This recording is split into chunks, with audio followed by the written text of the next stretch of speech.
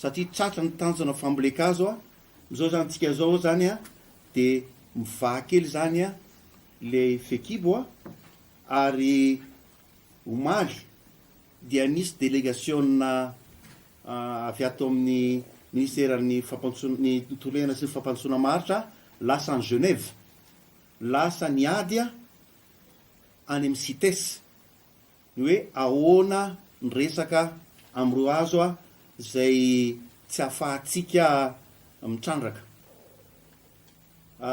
Fatatsika mako fa voasazy ny firenena malagasy noho ny ataotsika hoe gaboraraka nataon'ireo mpitondra fanjakana teo aloha, ka ny objectif nyity ministère ity a dia ny mamerina zany a am'lohany a ny fitrandrana ny ala eto Madagasikara. Lasa zany reo délégationnareo a ary hiady a momba ny azo sarobidy hoe ahoana mba ahafahan'ireo mpanao asa tanana eto amintsika manohy ny asany a ampilaminana. De amin'ny 27 Aogositra izy ireo a no avy.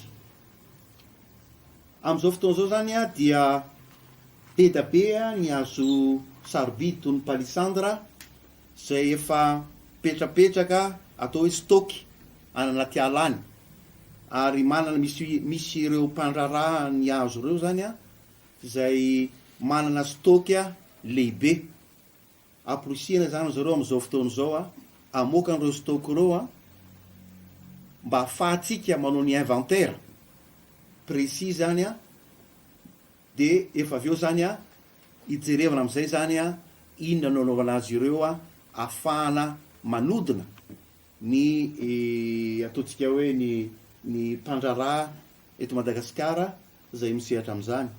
Tratraisana zany dia hoe ahoana no ahafahan'ireo mpanao asa tanana manao ny asany a ampilaminana. De mirona am'izany zany zao a ny ministèran'ny tontolo sy ny fampandrosoana maritra. Ny resaka saribô a dia ataontsika hoe miteraka resaka be tamin'ity vaninandro ty a, de hoe ny fiakaram-bidy ny saribô. Mariko etona nefa fa ny ministèran'ny tontolo iainana sy fampandrosoana maritra dia tsy nandrara mihitsy ary tsisy notiny voaka hoe tsy mahazo manao saribô a